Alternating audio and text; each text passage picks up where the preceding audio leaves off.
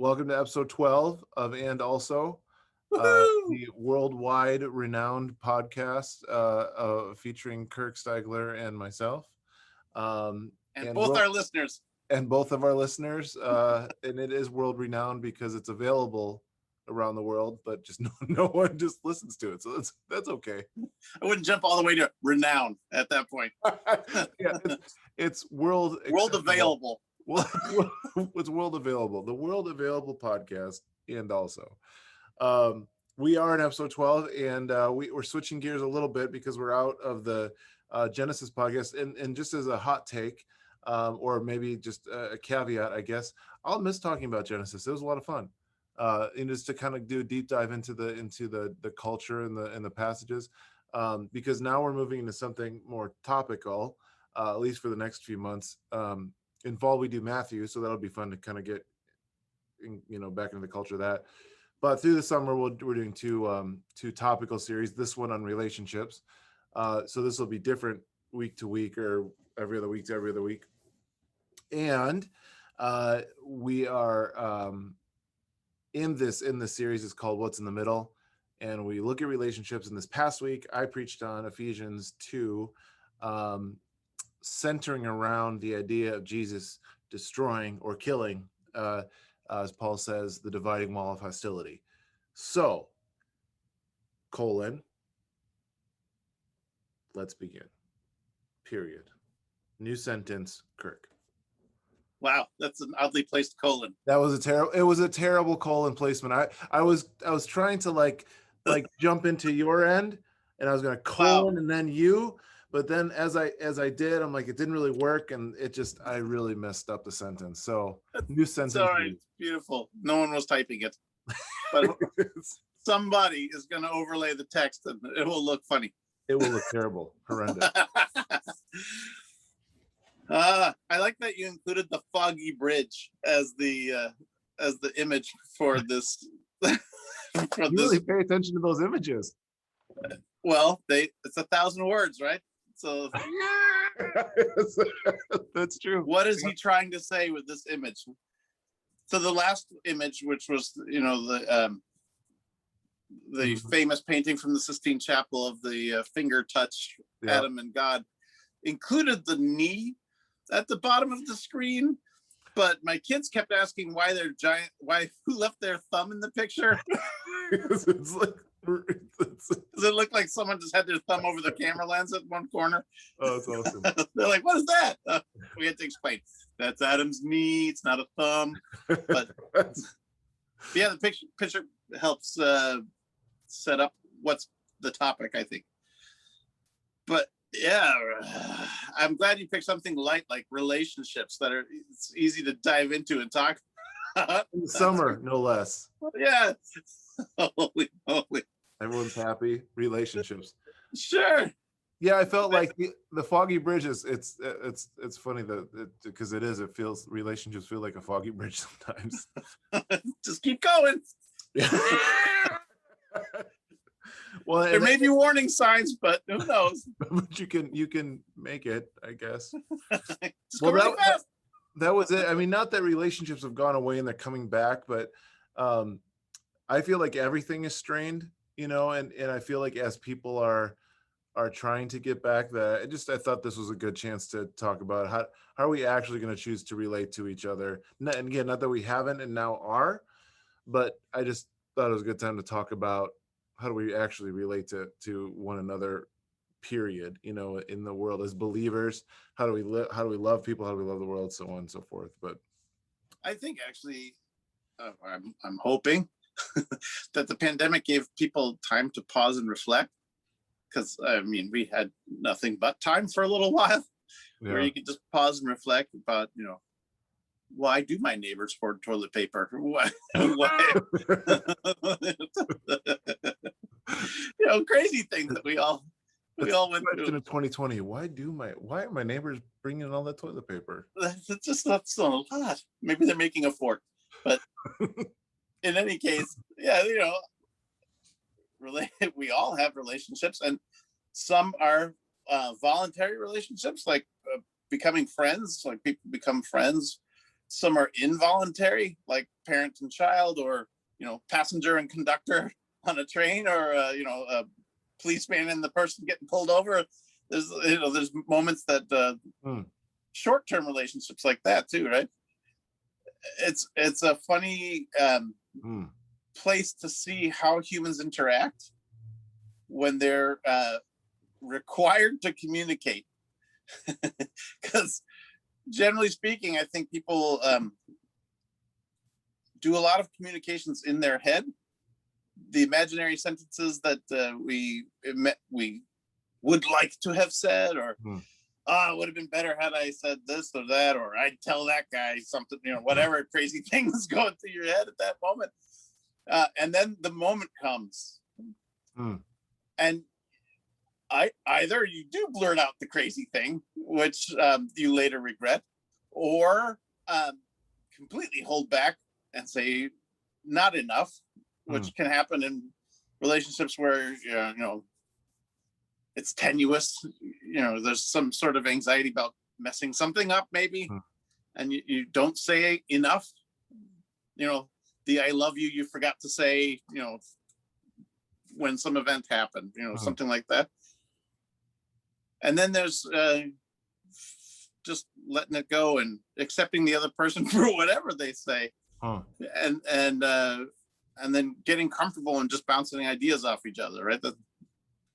There's levels to that communication, I think. Thinking about relationships, the way that you were saying it feels like everything in relationships, which I would agree with, revolves around communication, right? Like, so the only way to relate is through the act of communication, because you can't think you can't think you've said everything you needed to say and be in a good relationship, because sometimes it's not even words, right? Yeah, right. Communication on any level, but like it could be, I left the light on for so and so who's coming next, something like that. Yeah, that's a way of showing a connection to somebody else, right? Yeah. Well, and just thinking about how things can get so I think I'm it's almost like when you said communication, you're talking about the different layers and levels of communication create different layers and levels of relationships. Now I'm thinking it's almost like relationships are streamlined to how we communicate to each other, not how we think about how we communicate to each other, because that's two different things. Like you said, I could have said, I wanted to say this, but then I didn't. But it doesn't matter what I wanted to say. It matters what I said, whether good or bad. Motive does matter, but I heard Tim Keller say once, he was talking about, I think it was just kind of a hypothetical situation where he said, listen, if I tell my wife that I love her, but she doesn't hear it in the way that she can respond to knowing that I said that I love her, then he's like, I haven't really told her I loved her, like, because he hasn't thought through the ways that she receives the communication. So that the translation piece, everything we communicate is translated. And so to me, I don't know, it's just streamlining the thought of relationships to being around communication. So if I leave the light on for somebody, like you said, it's easy to communicate, okay, I'm thinking about you, and the translation is, oh, that person thought about me. But how often do those things get, not the light, but just our communication gets mistranslated? Our motives get all jumbled up in that middle space.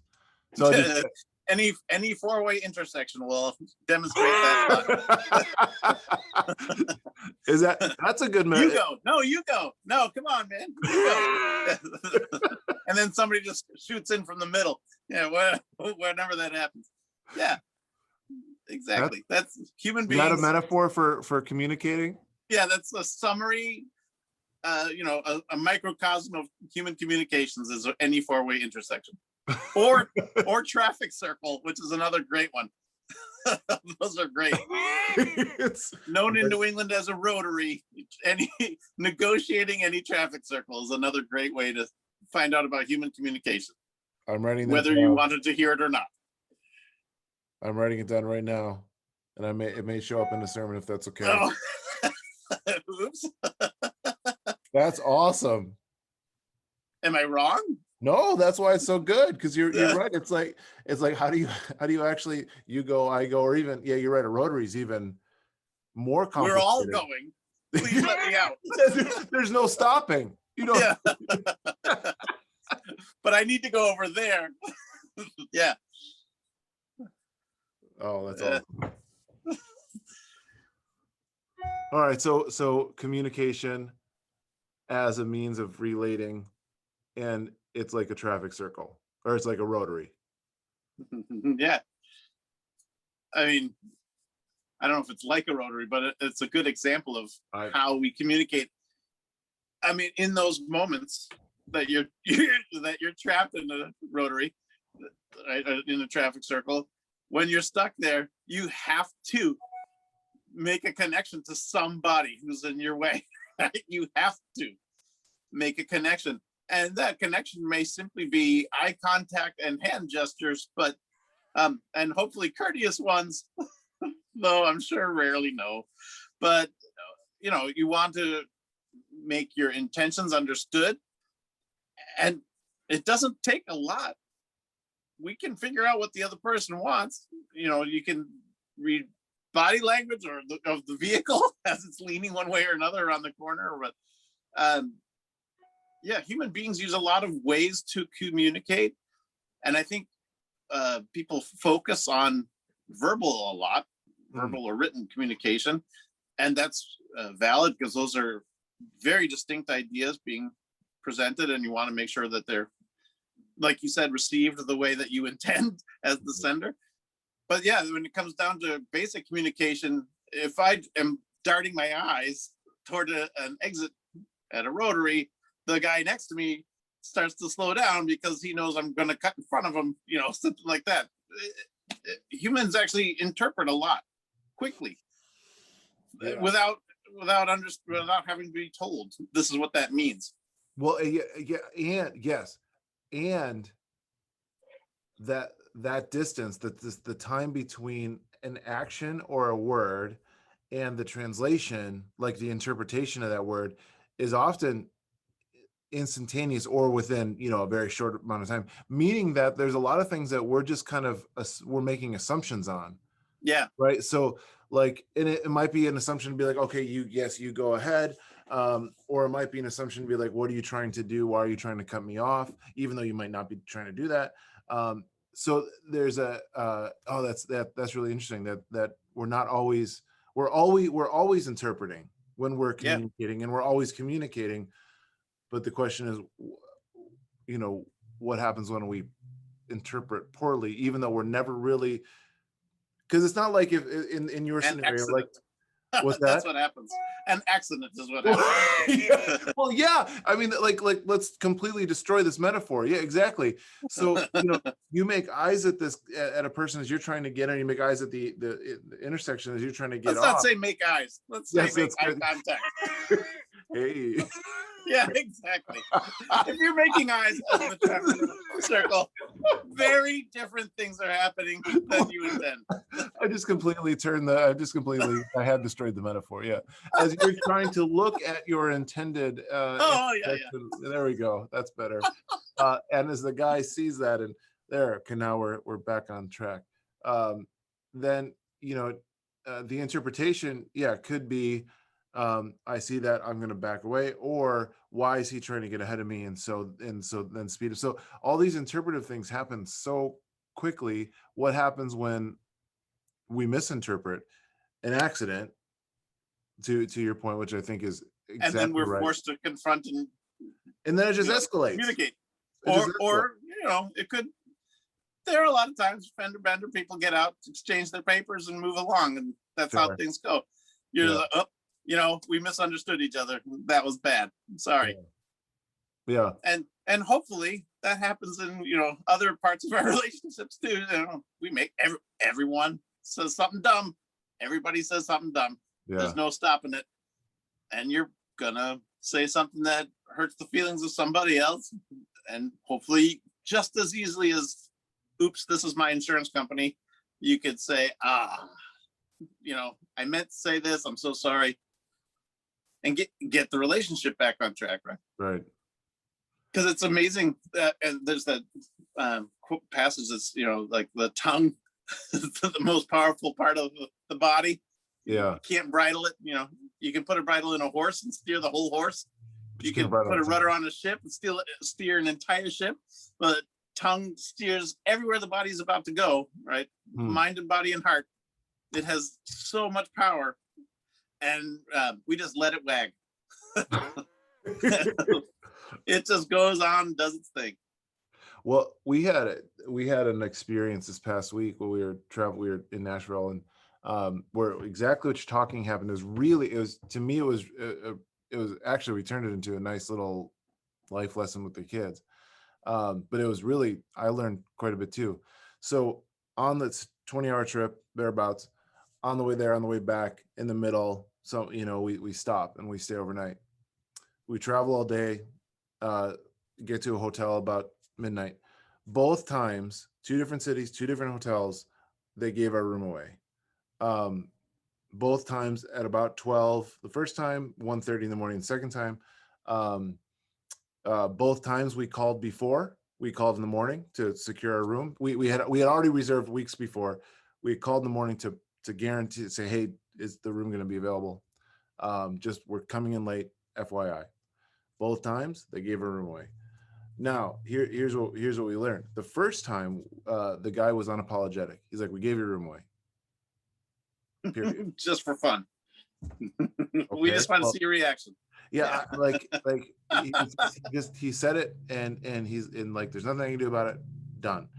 And we left angry.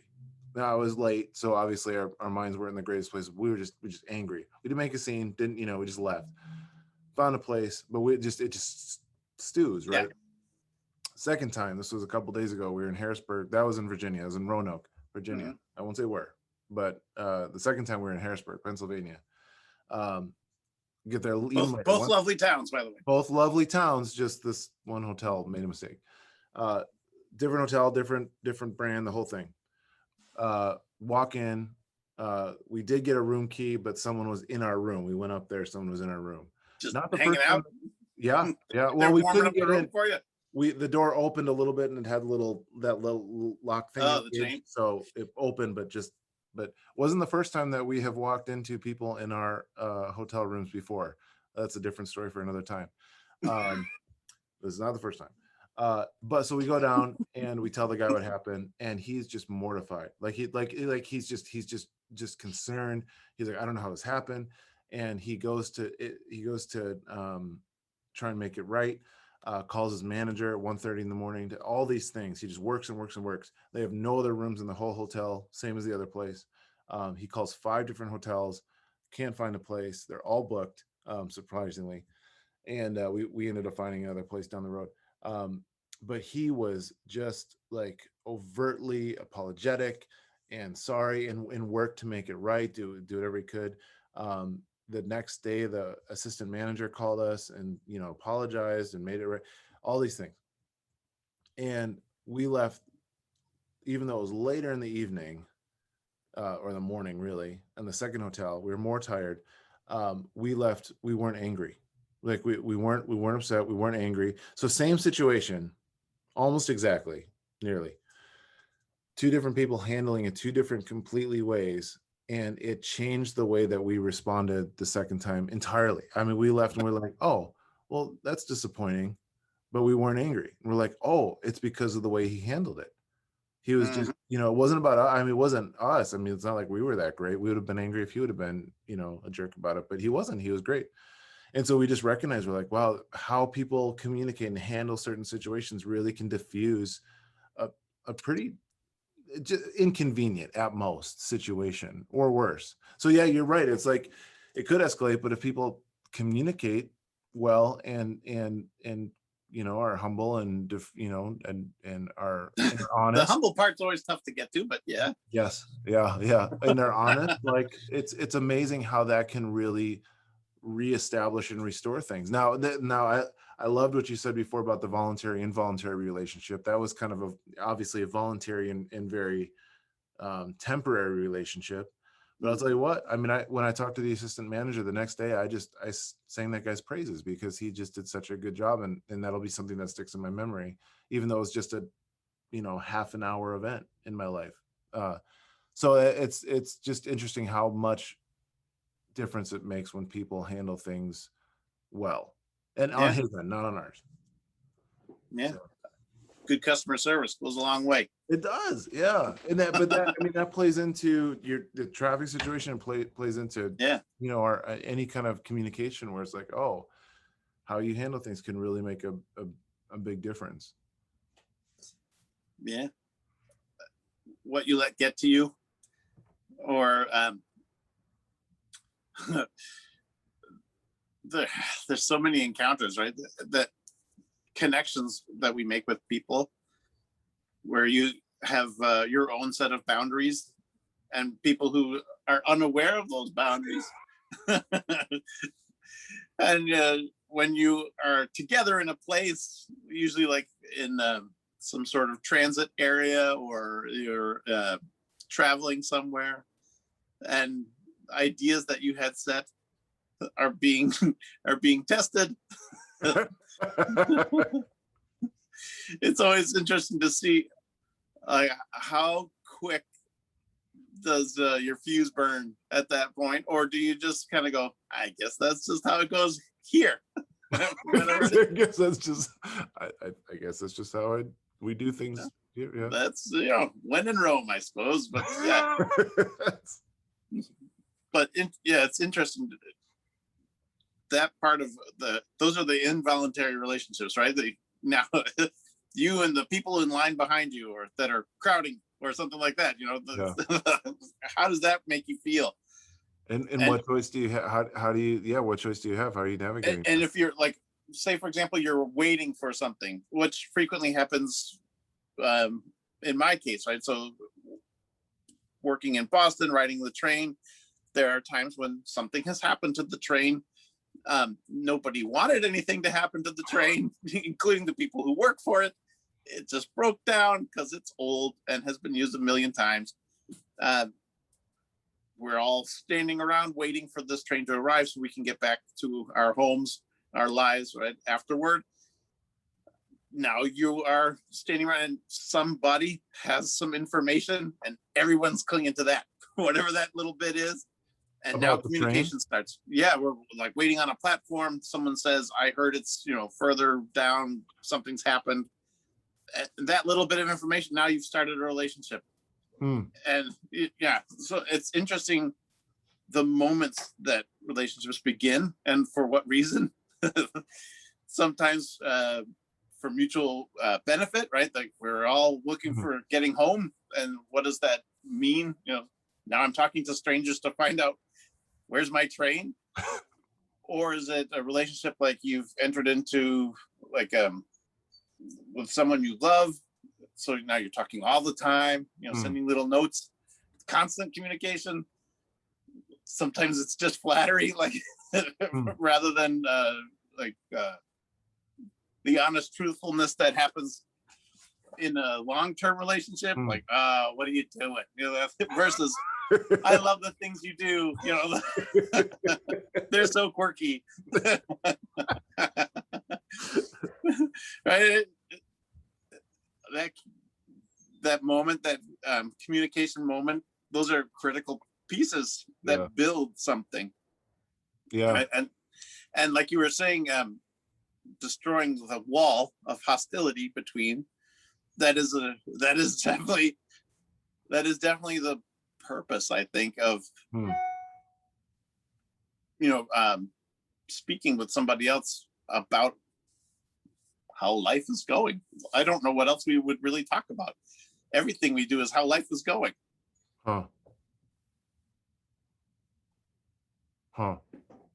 Yeah. And where you're at and what you're feeling in the middle of that. Yeah. Your or they are. Your screen locked up, but I can still hear you. Yeah, same. You're in a really interesting position now. Oh, my screen locked up? Yes. Oh, okay. All right. Well, I can still, yeah, as long as we can still hear each other. We don't show the video anyway, so it doesn't matter. It doesn't matter to anybody else. You look very thoughtful in this pose that you're stuck in. Good. I'll take that over. It looks like I'm farting or something. No. Because that could be equally as possible. It's